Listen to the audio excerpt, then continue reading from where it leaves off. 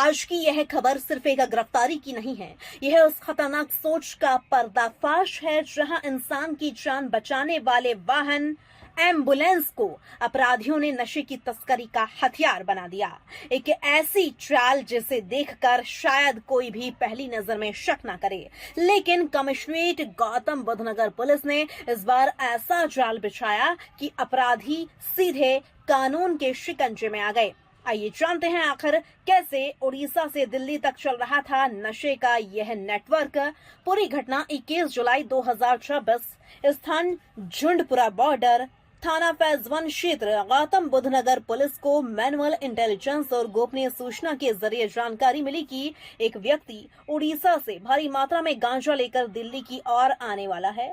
सूचना बेहद महत्वपूर्ण थी क्योंकि यह एक कोई छोटी खेप नहीं थी। सूचना मिलते ही थाना फैज पुलिस सक्रिय हो गई। पूरे इलाके में निगरानी बढ़ाई गई, रणनीतिक तरीके से घेराबंदी की गई, हर संदिग्ध वाहन पर नजर रखी जाने लगी। इसी दौरान एक बिना नंबर प्लेट की Maruti eco ambulance Jhundpura border की ओर आती दिखाई दी। पहली नजर में वह बिल्कुल सामान्य एम्बुलेंस लग रही थी, लेकिन सूचना के आधार पर पुलिस ने उसे रोक लिया। एम्बुलेंस खुली और पुलिस भी रह गई हैरान। जब पुलिस ने एम्बुलेंस की तलाशी ली तो अंदर कोई मरीज नहीं था, न डॉक्टर न स्ट्रेचर पर कोई घायल, बल्कि छिपा कर रखा गया था 64 किलोग्राम गांजा। बरामद गांजे की अनुमानित कीमत करीब 13 लाख रुपए आंकी गई है। गिरफ्तार आरोपी कौन है?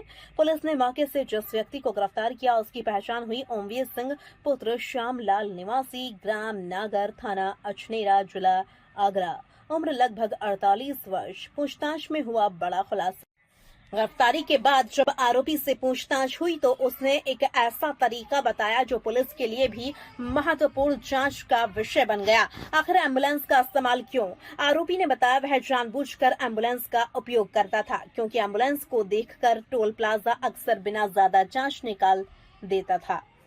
सड़क पर भी एम्बुलेंस को कम रोका जाता है। यही कारण था कि इतनी बड़ी मात्रा में गांजा एक राज्य से दूसरे राज्य तक ले जाना आराम से हो जाता था। उड़ीसा का गांजा। पूछताछ में आरोपी ने बताया कि वह उड़ीसा से विशेष किस्म का गांजा लाता था जिसे स्थानीय भाषा में उड़िया गांजा कहा जाता है। इसका दावा है कि दिल्ली एनसीआर में उसकी मांग काफी अधिक रहती है। सप्लाई कैसे होती थी? आरोपी ने बताया उड़ीसा से गांजा लाने के बाद दिल्ली में उसे छोटे छोटे पैकेटों में तैयार किया जाता था, फिर इन पैकेटों को स्थानीय स्तर पर सप्लाई किया जाता था, यानी एक अंतर्राज्यीय सप्लाई चेन सक्रिय थी। क्या आरोपी अकेला था? यही अब सबसे बड़ा सवाल। क्या ओमवीर सिंह एक करियर था या उसके पीछे कोई बड़ा गिरोह काम कर रहा था? क्या उड़ीसा में कोई सप्लायर है? क्या दिल्ली में रिसीवर मौजूद हैं? क्या इस नेटवर्क में और भी लोग शामिल हैं? इन सभी सवालों के जवाब अब पुलिस की आगे की जांच में सामने आएंगे। पुलिस ने आरोपी के खिलाफ एनडीपीएस एक्ट की धारा 8, 20 और 60 के तहत कार्रवाई की गई है। विशेषज्ञों के अनुसार व्यावसायिक मात्रा में नशीले पदार्थों की तस्करी गंभीर अपराध है। इसमें कड़ी सजा और भारी जुर्माने दोनों का प्रावधान है। बरामदगी अब आपको सुनाते हैं। थाना फैज 1 क्षेत्र अंतर्गत मादक पदार्थों के विरुद्ध की गई कार्रवाई के संबंध में एडीसीपी नोएडा श्रीमती मनीषा सिंह ने क्या कहा। महोदया के निर्देशन में नोएडा जोन में अवैध नशे का कारोबार करने वालों के विरुद्ध कार्रवाई लगातार प्रचलित है। आज इसी क्रम में डीसीपी सर के निकट पर्यवेक्षण में एसएचओ फेज 1 और उनकी टीम के द्वारा 2 शातिर तस्करों को जो कि अवैध नशे का कारोबार करने में संलिप्त हैं उनको गिरफ्तार किया गया है, जिसमें एक अफसाना उर्फ बेबी है जो पूर्व से वांछित नूरी है, उसकी भतीजी होना ज्ञात हुआ है, जिसके कब्जे से कुल 280 ग्राम स्मैक बरामद हुआ है।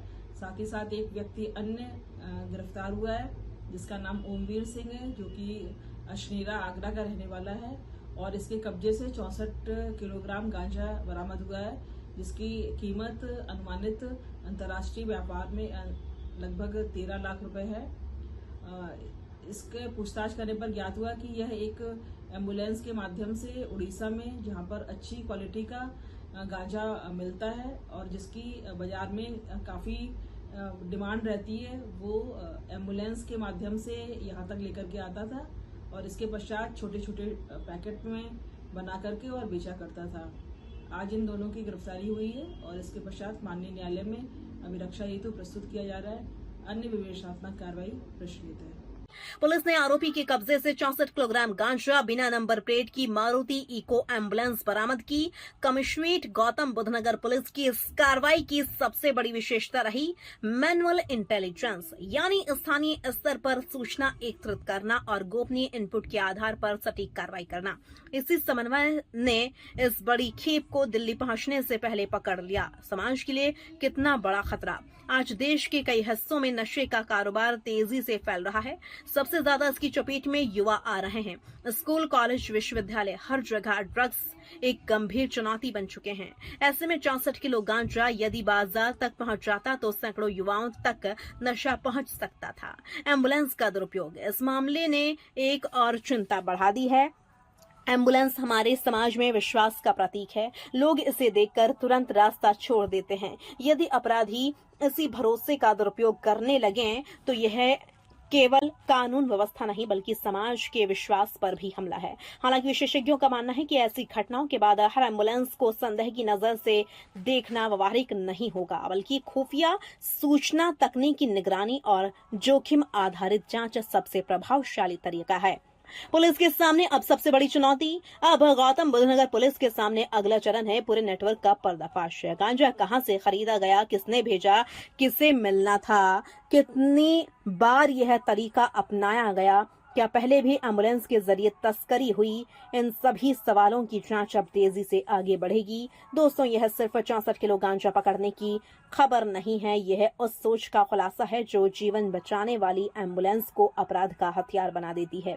लेकिन यह खबर एक और संदेश देती है, अगर पुलिस की सतर्कता, सटीक खुफिया सूचना और तकनीकी निगरानी एक साथ काम करें तो अपराध कितना भी शातिर क्यों न हो, कानून से बच नहीं सकता। अब सबसे बड़ा सवाल है, क्या इस गिरफ्तारी के बाद पूरे अंतर्राज्यीय ड्रग नेटवर्क का भी खुलासा होगा या यह सिर्फ एक कड़ी है जिसके पीछे अब अभी कई बड़े चेहरे बेनकाब होना बाकी हैं।